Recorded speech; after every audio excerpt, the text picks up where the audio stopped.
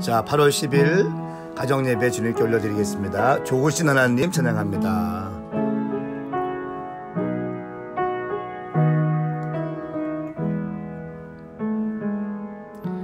좋으신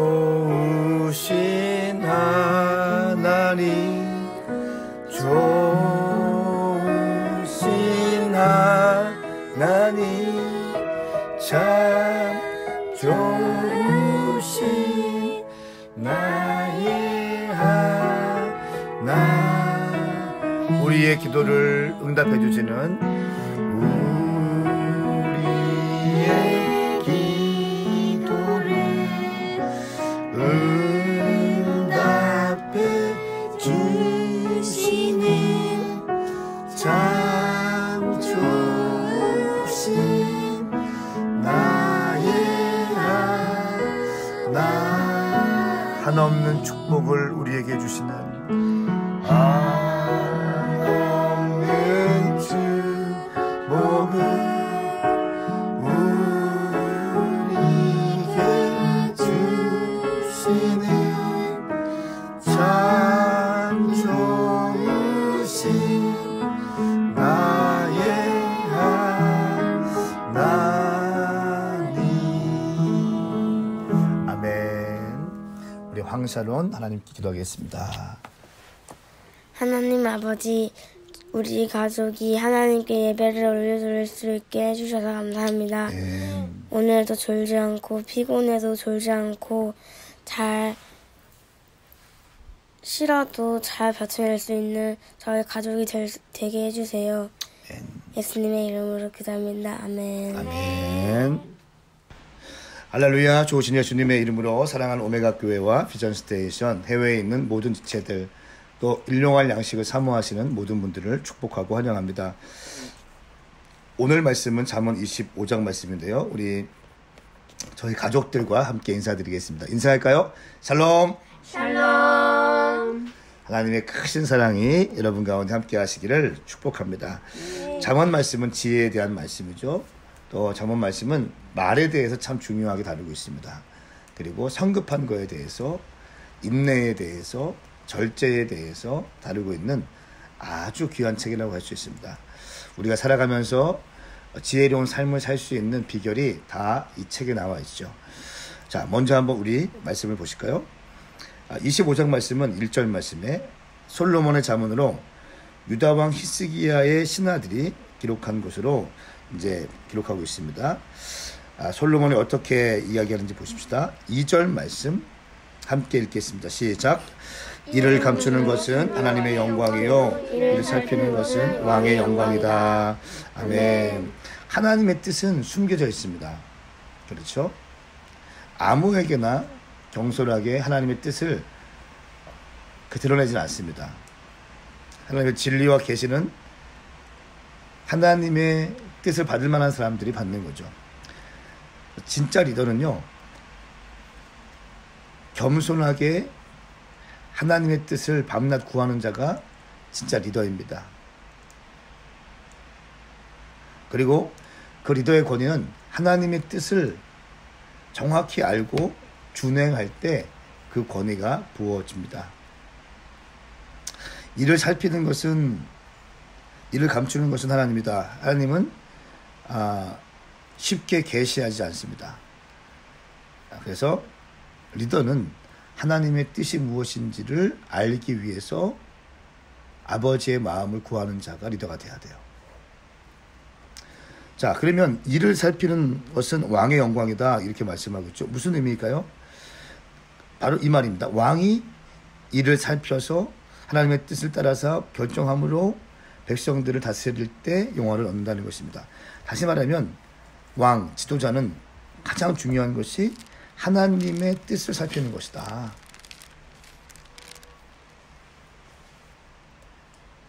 그러니까 지도자의 최고의 역할은 하나님의 뜻이 무엇인지 살피는 것이고, 두 번째는 그 뜻에 맞는 방향을 결정하는 것이다. 이것이 그 지도자의 역할인 거예요. 하나님의 뜻이 무엇인지 알고 하나님의 뜻을 실현시킬 수 있는 자가 왕이 되어야 되는 거죠. 자, 그러면 또 구체적으로 왕의 역할을 좀 보실까요? 4절과 5절 말씀. 은의 찌꺼기를 없애라. 그래야 은세공업자가 그릇을 만들 수 있다. 무슨 말일까요? 악한 자를 제거하는 겁니다. 그리고 일을 일대로 처리하는 거죠. 무슨 말인가 하면 감정적으로 일을 처리하지 않는 거예요. 자칫 어떤 일을 할 때, 사역을 할 때 감정 싸움으로 번질 때가 좀 있죠. 그렇죠. 감정화되면 안 됩니다. 이런 일대로 가요. 사실관계 확인한 다음에 정확히 얘기하고 해야지, 감정적으로 막 문자 보내고 감정적으로 카톡 보내고 통화하고 만나서 얘기하고, 이거 막역사입니다. 일은 일대로 처리하면 감정적으로 번지지 않는 겁니다. 근데 문제는 뭐냐면 미련한 사람들은 모든 것을 감정적으로 생각해요. 그러니까 여기서 말하는 은은 깨끗하고 공의와 자비를 실천하는 사람을 의미해요.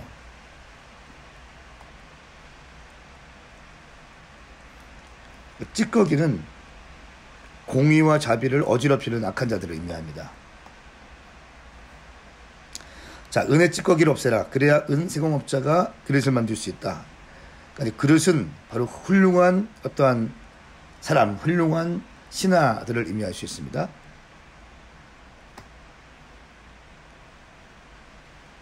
공의와 자비를 어렵히는 악한 자들을 왕 주변에 두지 말라. 그래야 너희 신하들이 국가를 세울 수 있는 그릇으로 준비될 수 있다라고 하는 것입니다. 그러니까 지도자는 주변에 어떤 사람이 있는가 참 중요합니다. 그러니까 지도자의 탁월함보다 더 중요한 것은 지도자 옆에 어떤 사람이 있는가, 그 사람들이 충성스러운 사람인가, 또 지혜로운 자인가, 자기 맡은 영역에 열매가 있는 사람들인가, 아니면 말로만 하는 사람인가, 굉장히 중요합니다. 자기 이익과 자기 영광을 구하는 것이 아니라 왕을 높이고 국가를 생각할 수 있는, 자기를 희생시킬 수 있는 그런 신하들로 준비되어 있는가 라고 하는 것이 왕의 아주 중요한 요소이죠. 자, 또 6절과 7절 말씀 보십시오. 그러면 왕 앞에서 우리는 어떻게 해야 될 것인가? 왕 앞에서 나서지 말고 위대한 사람들의 자리에 서 있지 마라. 무슨 말입니까? 스스로 높이지 말라는 거예요. 특히 자기보다 높은 사람 앞에서 자신이 뭔가 했고 내가 또 뭔가 할 수 있다고 자랑하지 말라는 거예요. 왜냐하면 왕들은 금방 눈치챕니다. 어떤 지도자들은요, 금방 그 사람이 눈치챕니다. 이 사람이 교만한지, 또 지금 하는 말이 잘난 척하는 건지, 인정받고 싶어서 하는 말인지 금방 눈치챕니다. 그리고 그런 부류의 사람들을 싫어해요. 좋아하지 않습니다.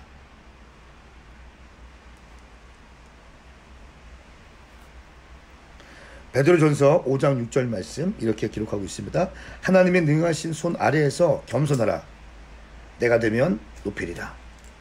이 말씀이 참 좋습니다. 하나님의 능하신 손 아래에서 모든 것을 할 수 있고 그 권능자의 손 아래에서 겸손하라. 때가 되면 높이시리라. 할렐루야. 아멘. 네. 때가 되면 높이신다. 때가 되면. 근데 주님이 높이실 때 높아지면 되는데 자기 스스로 높은 데 올라가려고 내가 뭔가 했고 내가 뭐도 했고요. 내가 이렇게 했고요 하면서 왕에게 막 잘 보이려고 얘기하고 하면 왕은 그거를 금방 알고 그런 사람들을 좋아한다, 싫어한다? 싫어한다.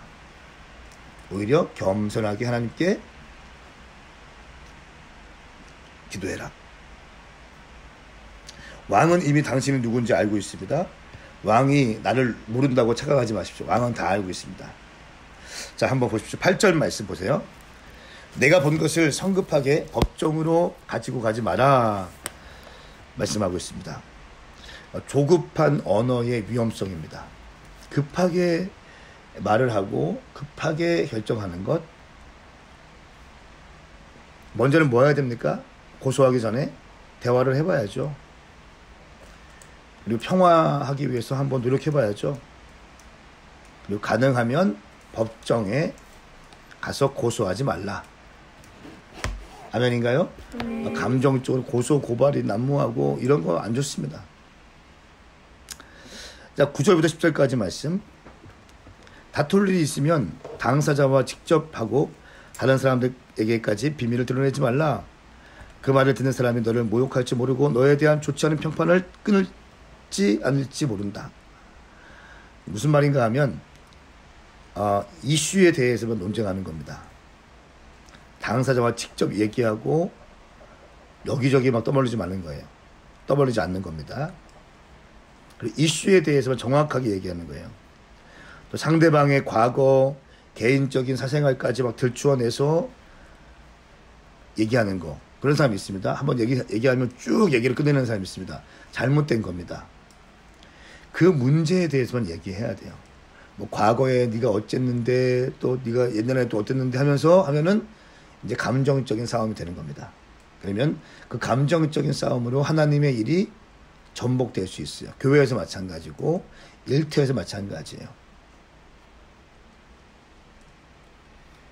그러면서 11절 말씀은 적절한 말을 하는 것은 은쟁반의 금사과와 같다 말씀하고 있어요. 경우에 합당한 말이죠. 그러니까 지금 계속 언어에 대한 얘기를 하고 있는 거예요. 언어에 대한. 6절부터 계속 지금 언어예요. 언어. 잘난 척하면서 말로 막 나를 드러내지 말라. 법정에 성급하게 가지 말라. 상대방의 비밀까지 막 드러내지 말라. 지금 계속 언어 얘기하고 있는 겁니다. 경우에 합당한 말이 뭘까요? 적합한 말이 뭘까요?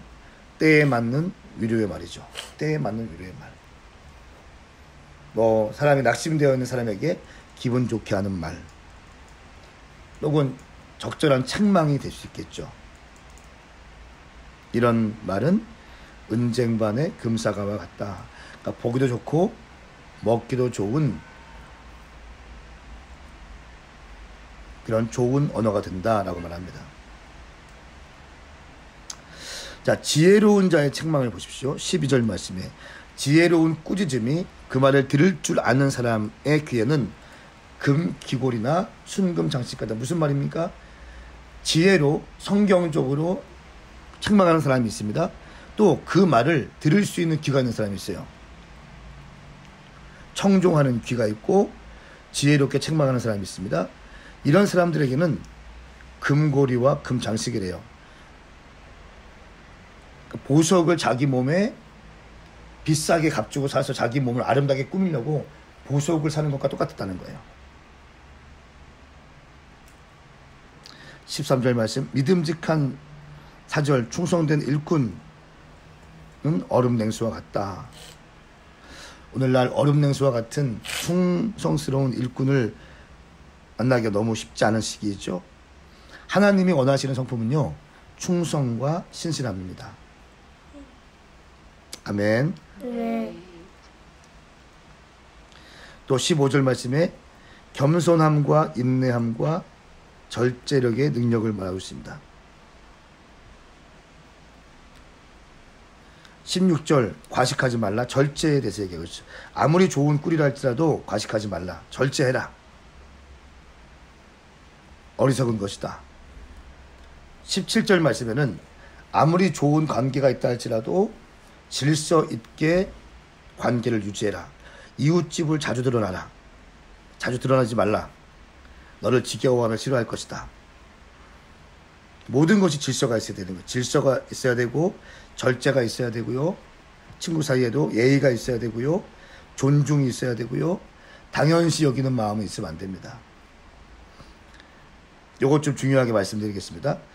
남의 집을 방문할 때 중요한 예절이 있습니다. 첫 번째, 개인의 생활과 시간을 존중하십시오.